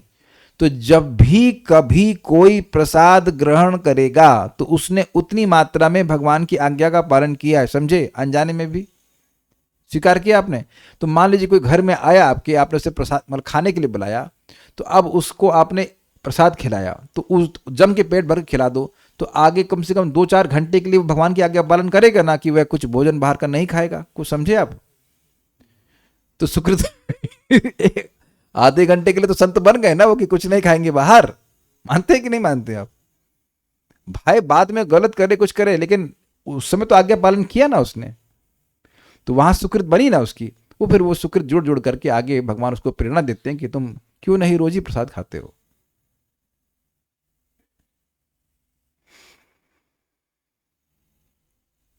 ओके, एक छोटी बात बताऊंगा, छोटी सी बात बताऊंगा, समझ में आ जाएगा। एक व्यक्ति थे, वो रोज अजस्र रोज शराब की दुकान पर जाकर शराब पीते थे। साधना है भाई। तो अब भक्तों ने कहा कि देखो, अगर तुम शराब को छोड़ना चाहते हो तुम इस महामंत्र को जपो, हरे कृष्ण मंत्र को। तो कहते हैं हम छोड़ना ही नहीं चाहते हैं। देखिए कितना स्ट्रांग साधना है, आसक्त है, आसक्ति के लेवल पे है, व्यसन बन गया ना। तो कहते हैं कोई बात नहीं, फिर भी जप करो। तो अब यहां बहुत मजेदार बात है, उस व्यक्ति का कोई इच्छा नहीं थी कि नाम जप करे, कोई इच्छा नहीं थी, और न ही उसकी इच्छा थी कि वो उस आश्रित प्रवृत्ति को छोड़े। लेकिन अब यहां भक्तों की कृपा इतनी ओवरवेलमिंग है कि उनकी पता नहीं क्या था कि उसने भक्तों की बात मानी और एक माला जप करना शुरू किया। कुछ दिनों के बाद उसको एक परिवर्तन महसूस हुआ कि उसको शराब तो ठीक लग रही थी, लेकिन वहाँ जो उस पब में बातें होती थी वो खराब लग रही थी। तो अब वहाँ जाना बंद किया उसने, हफ्ते में केवल एक बार जाया करता था। अब वो जब करता करते करते अब शराब भी छूट गई, सब छूट गया। तो आप समझे कि नाम जप करने लगा, भक्तों की संगत हुई, नाम जप करने लगा, भक्तों की कृपा हो गई, तो अब भगवान प्रसन्न। तो एक बात समझ लीजिए कि आप और मैं और किसी चीज के लिए स्वतंत्र हो या ना हो, भाई साहब किसी पर कृपा करने के लिए पूरी तरह स्वतंत्र हैं। Do you all agree the potency in your hands? किसको नहीं समझ में आ रही ये बात? भगवान कृपा नहीं कर रहे हैं, आप किस पे कृपा नहीं कर सकते हो, जरा ये बताओ। अगर कोई कहे कि आपके पास कोई आए कि वह बहुत बड़ा व्यभिचारी है, उसने 15 मतलब वटेवर बहुत सारे गंदे काम किए, सब कुछ किए हैं, तब भी क्या आप उसको ये कहेंगे कि तुम हरे कृष्ण मत जपो? वो पूछेगा मैं क्या नहीं जपूं? तुम हरे कृष्ण मत, अच्छा मैं हरे कृष्ण नहीं बोलूंगा। बताओ भाई, क्या अपने इंडिपेंडेंस को आप समझ पा रहे हैं? Can you see the power you have? We have the power to give God's mercy.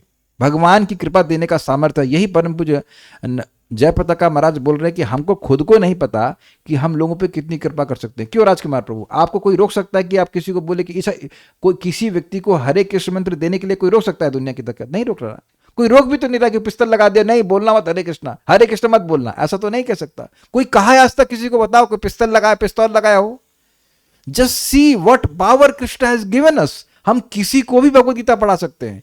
क्या अगर आप गीता क्लास कर बोल रहे हैं तो क्या आप ये कहीं कोई लगाए हो बाहर टैग कि भाई जो अपना पुण्य का अकाउंट बताएं, अपना पर्चा, अपना एस्ट्रोलॉजिकल चार्ट दिखाएं कि आप कितने पुण्यात्मा रहे हैं, उसके बाद में आपको प्रवेश कराऊंगा? जस्ट सी द पोटेंसी, यानी कि जो कार्य भगवान नहीं कर सकते और ना करते हैं वो भक्त करते हैं। अब समझ में आई बात? और एक छोटा भक्त भी करता है, बिल्कुल छोटा भक्त, जिसको बिल्कुल सिंपल, जिसको ये विश्वास है कि कृष्ण भगवान हैं, वो व्यक्ति प्रचार कर सकता है। इसलिए बिल्कुल इसमें संदेह नहीं करना चाहिए। देखिए मैं एक बात को यहां बोल दे रहा हूं, अगर सुन लॉ, थोड़ा लॉ पढ़िए, एक व्यक्ति ने एक मर्डर किया है तो उसको फांसी की सजा होती है, अग्रित, और 2 का किया तब 2 बार फांसी होती है, तब भी 1 बार होती है। और अगर 3 का किया यानी 100 का किया, यानी कि 100 को मारो चाहे 1 को मारो, सजा एक ही होगी, अग्रीड। तो उसी तरह से चाहे 100 को प्रचार करो चाहे एक को प्रचार करोगे, एक ही फायदा मिलेगा, भगवान की प्राप्ति होगी। तो क्या इतने भी हम अब बुद्धू हैं कि एक व्यक्ति को प्रीचिंग नहीं कर सकते? और प्रीचिंग में करना क्या है यार, तुम बड़े परेशान दिख रहे हो, ऐसा कौन व्यक्ति होगा जो कह देगा कि हम परेशान नहीं हैं? हाँ हाँ, आप थोड़ी देर के लिए एस्ट्रोलॉजर बन जाइए। आप प्रयास करते हैं लेकिन आपको पूर्ण सफलता नहीं मिलती है, तो हाँ ऐसा तो है। तो उसके बाद तुरंत बताओ, देखो एक महामंत्र है, करोगे तुमको बहुत लाभ होगा। अरे 11 बार बोलने से शुरू करने वाले आज दीक्षित होके बैठे हैं, समझ रहे हैं बात? भक्त हमारे हैं, भक्ति माधव प्रभु परम पूज्य राधा गोविंद महाराज के शिष्य हैं, तो वो स्टूडेंट्स को पहले बोलते तुम 11 बार करो, 21 बार करो। ऐसे करते करते उन्हीं के स्टूडेंट में एक व्यक्ति को मैसेज किया कि हम आपकी क्लास में आए थे और अब हमारे यहाँ दीक्षा भी हो चुकी, 16 माला जप कर रहे हैं। अब उसी पॉइंट को पकड़िए, एक कार्य तो करे कम से कम वो भगवान को प्रसन्न करने का, एंड देन कृष्णा, फिर तो कृष्ण को मौका मिल गया, फिर तो धड़ाधड़ कृपा होती चली जाएगी। ओके,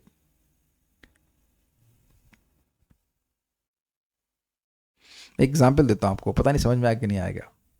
ये एनएसजी के कमांडो होते हैं, वो पता है कैसे रेस्क्यू करते हैं?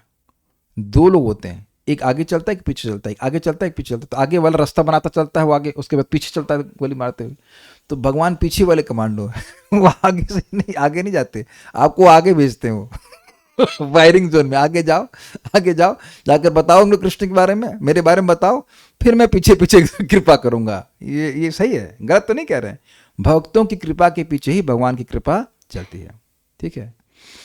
इसलिए इसमें किसी प्रकार का पक्षपात या वैषम्य नहीं, और अंततः यह निष्कर्ष न्याय और श्रुति के आधार पर मिलता है कि ईश्वर के महामायत्व के कारण ही ऐसा प्रतीत होता है, और इसमें कोई दोष नहीं। समझे आप?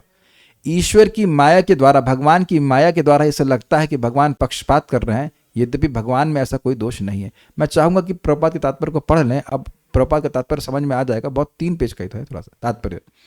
इस श्लोक में स्पष्ट इंगित हुआ है कि किसी जीव को किसी विशेष शरीर में रखने का परमेश्वर को विशेष अधिकार प्राप्त है। भगवान के आयोजन से व्यक्ति शरीर प्राप्त करता है। आसुरी लोग भले ही भगवान की श्रेष्ठता को न स्वीकार करें और वे अपनी निजी सनकों के अनुसार कर्म करें, लेकिन उनका अगला जन्म भगवान के निर्णय पर निर्भर करेगा, उन पर नहीं। श्रीमद् भागवत के 3 स्कंद में कहा गया है कि मृत्यु के बाद जीव को माता के गर्भ में रखा जाता है, जहां उच्च शक्ति के निरीक्षण में उसे विशेष प्रकार का शरीर प्राप्त होता है। कर्मणा दैव नेत्रेणा जंतुर देह उपपत्ति, कर्म के अनुसार और भगवान दैव अर्थात भगवान की अध्यक्षता में व्यक्ति को एक विशेष प्रकार का देह प्राप्त होता है। निवेदन है कि भक्त लोग जब सुबह दर्शन करें या जब भी भगवान का दर्शन करें, you should say thank you. आप करते भी होंगे, लेकिन आप थोड़ा महसूस करना शुरू किए भगवान आपकी कितनी दया है कि आप आज फिर मुझे भक्ति करने का मौका दिए। I mean this is too much mercy.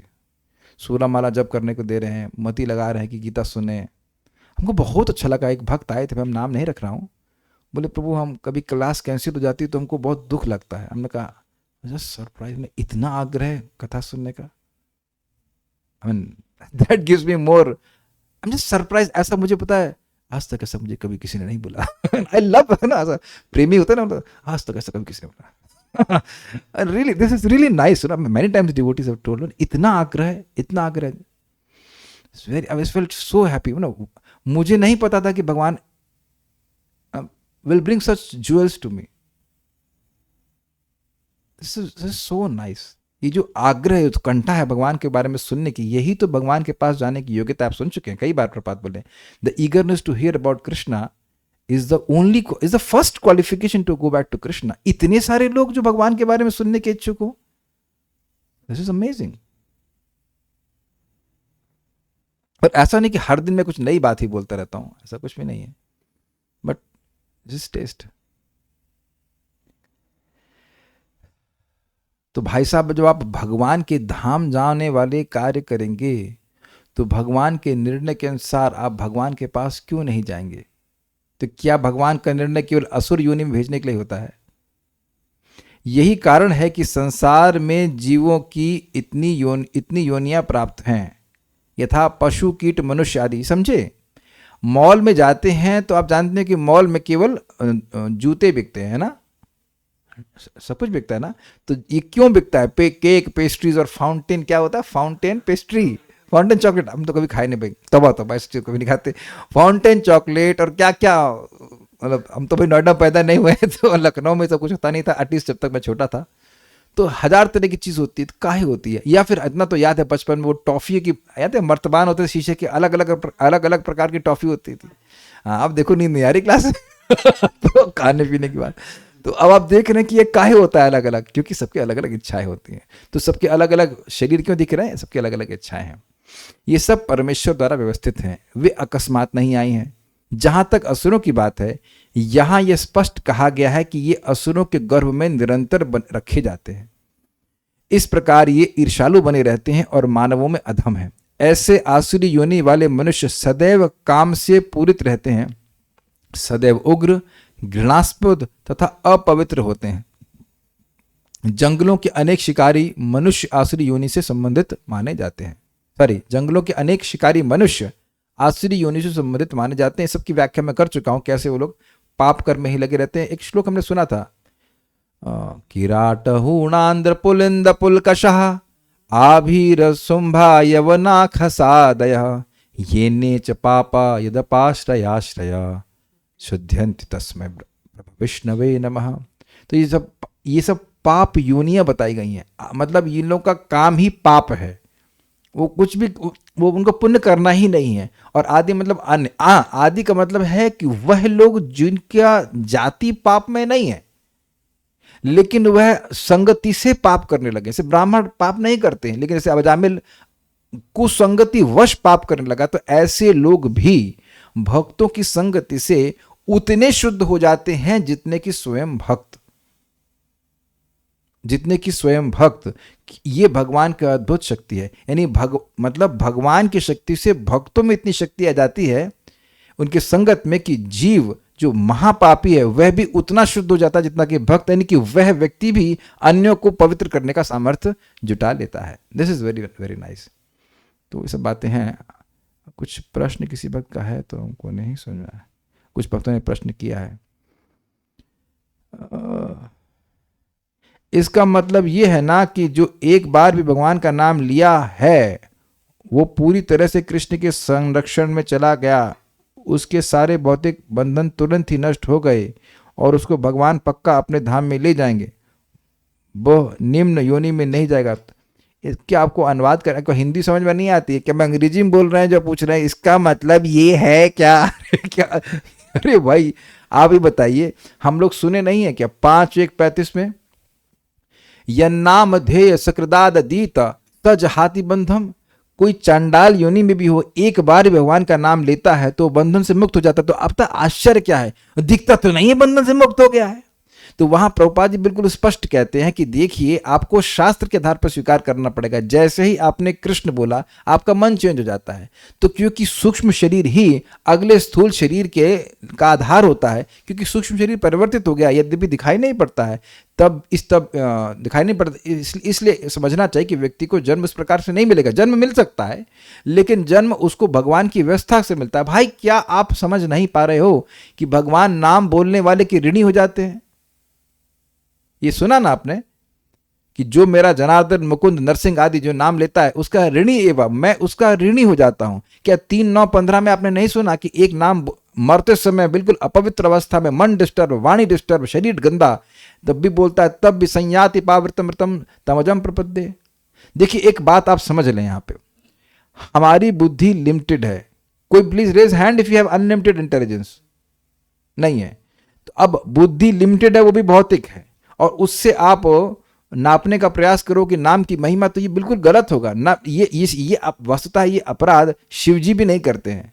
भगवान स्वयं अपने नाम की महिमा नहीं बोल सकते हैं। इसका मतलब है नहीं महिमा, इसका मतलब ये नहीं कि महिमा है नहीं, उसका वर्णन नहीं किया सकता, और उसमें कोई गलती नहीं है। जिस चीज का अंत ही ना हो उसकी सीमा का वर्ण उसको वर्णित ना कर पाना, ये कोई गलत बात नहीं है। तो इसमें कोई संदेह नहीं रखना चाहिए।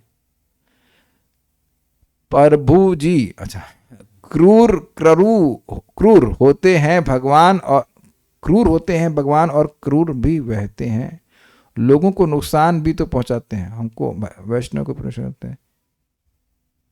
पता नहीं क्या हुआ, हमको समझ में नहीं आया प्रश्न, लैंग्वेज समझ में नहीं आया।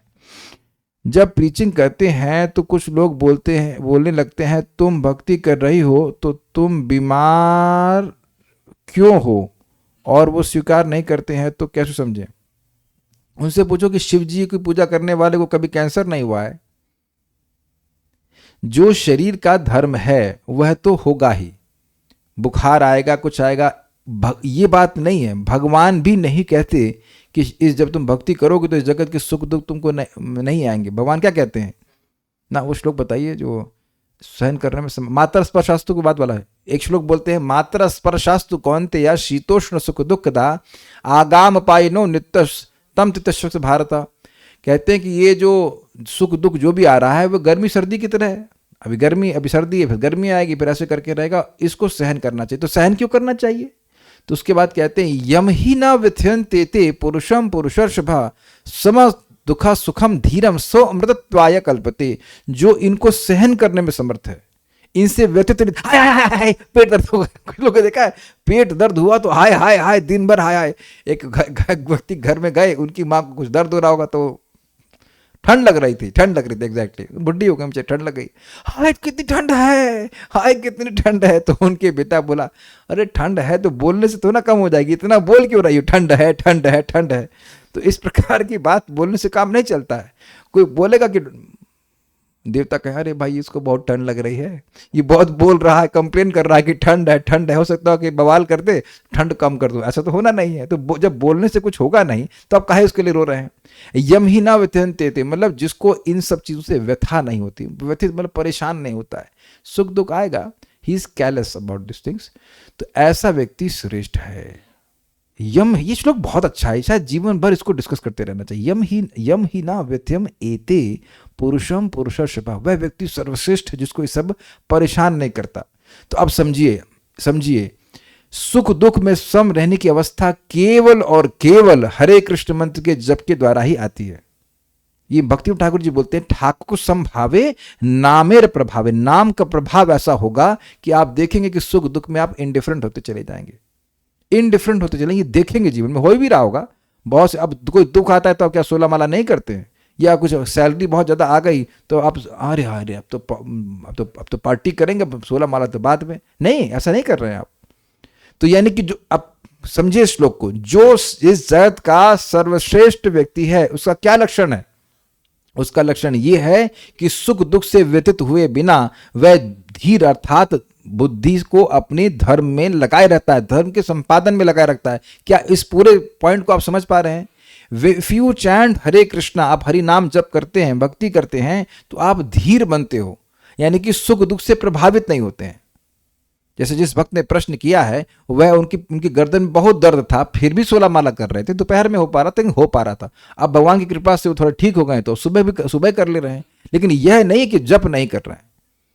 तो जप करने से आपको सुख दुख नहीं आएगा, ये नहीं बोल रहे हैं, सुख दुख से आप प्रभावित नहीं होंगे। और ये बहुत बड़ी बात है कि पूरी दुनिया सुख दुख से प्रभावित होकर ही चल रही है। तो इसलिए हम भक्ति कर रहे हैं और सुख दुख आए तो भी कोई फर्क नहीं पड़ता है। ये एक बहुत बड़ी बात है। क्रूर लोग भक्तों को भी बहुत परेशान करते हैं, जैसा बांग्लादेश में हुआ।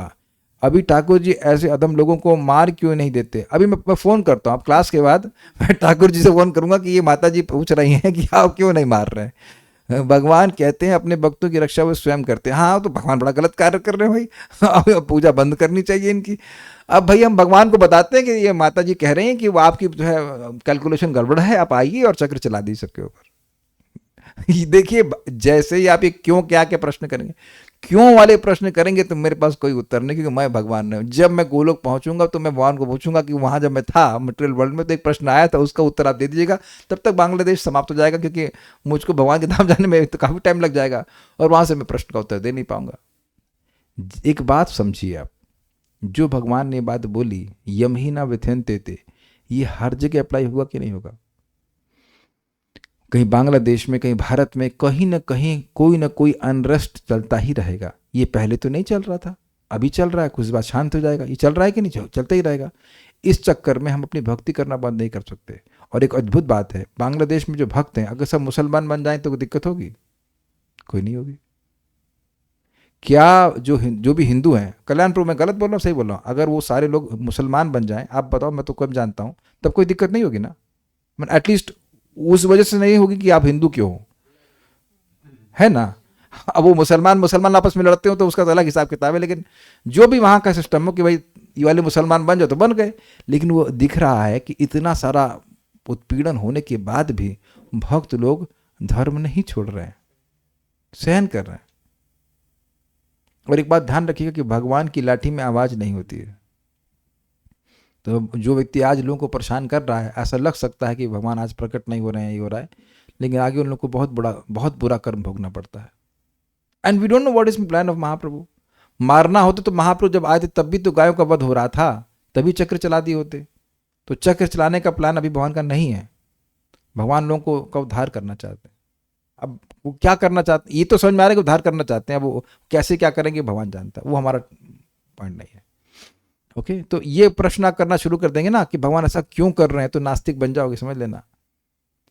क्योंकि हमारे जीवन में जो कष्ट आएगा और आप प्रश्न करना शुरू कर देंगे, यह क्यों हो रहा है मेरे जैसे एकदम क्या कहते हैं संत पुरुष संत महिला के संग ऐसा क्यों हो रहा है मेरे संग, तब गड़बड़ हो जाएगा, तब गड़बड़ हो जाएगा।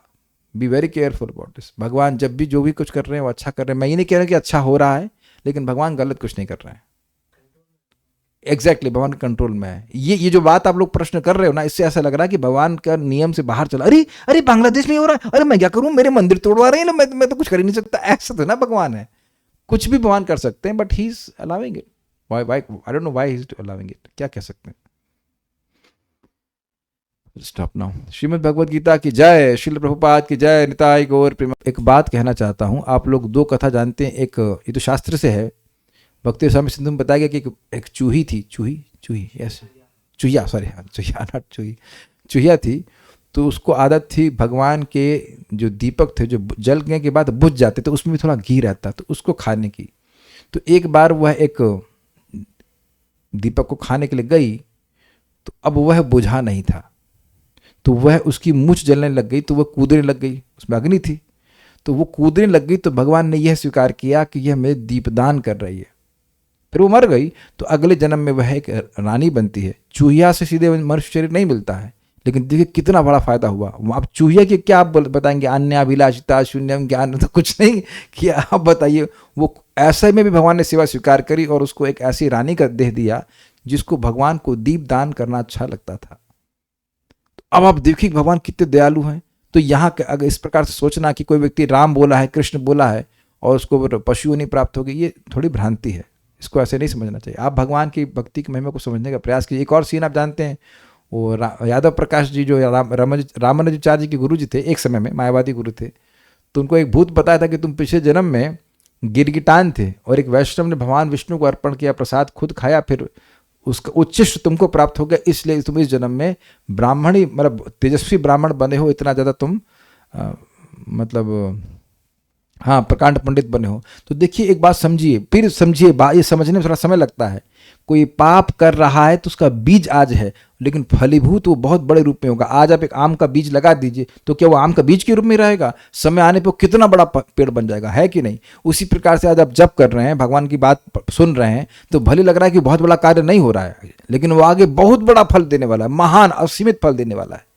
तो एक एक काम भक्ति का बहुत जबरदस्त है। यही तो मैं भक्तों को समझाने का प्रयास कर रहा हूं कि आप 16 माला की चिंता नहीं कीजिए, मतलब करना तो है। यू थिंक कि आप एक महामंत्र को कैसे सुन सकते हैं, वो बहुत बड़ा लाभ देने वाला है। अगर आप खाली इतना चिंता करें या विचार करें कि मुझे महामंत्र सुनना है, बस एक महामंत्र सुनना है, एक हरे सुनना है, अरे वही बहुत बड़ी बात है। बड़ी बात यह है कि आपका नाम भगवान की डायरी में लिख लिया गया है। If you chant even once, तो ये सब हिसाब किताब है, पूरे उत्साह से करना चाहिए। ओके, हरे कृष्णा। सभी का नाम लिखवा दिया हमने। हाँ, हमारे बच्चे का नाम लिखवा दिया स्कूल में। हाँ, सबका नाम लिखवा दिया भगवान के पास। घबराओ मत, डोंट वरी। हरे कृष्णा।